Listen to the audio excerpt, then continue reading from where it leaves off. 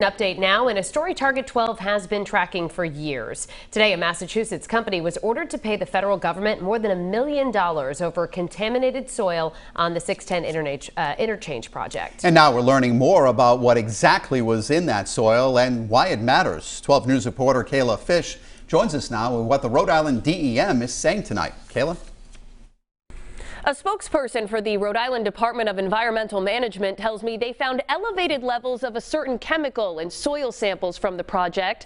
Studies show that chemical can cause a variety of health effects, which could have potentially presented dangers to workers at that site.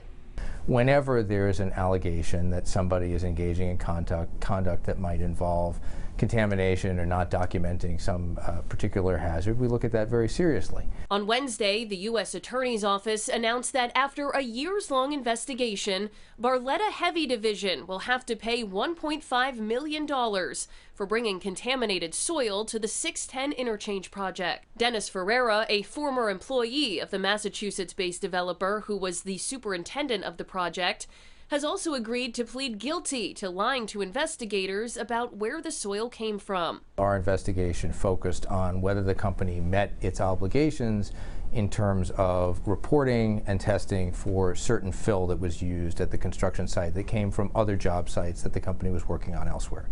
The Rhode Island DEM was one of the agencies that worked with the U.S. Attorney's Office on this case. A spokesperson for DEM tells me soil samples from the construction site showed elevated levels of benzopyrene, which is part of a class of chemicals that can present both health and environmental concerns. According to the National Institutes of Health, the chemical can cause skin irritation, genetic defects, or even certain types of cancer, depending on levels of exposure. The contaminated soil was removed from the site in 2020 and taken to a landfill in Johnston. U.S. Attorney Zachary Cunha tells 12 News as a result of this case, there will be more oversight to prevent something similar from happening in the future. That's exactly the point of the deferred prosecution agreement, that in recognition of the company's willingness to be forthcoming during our investigation and willingness to put in place certain measures so that we can have confidence that they're not cutting corners and doing what they're supposed to do in the future. That's the goal.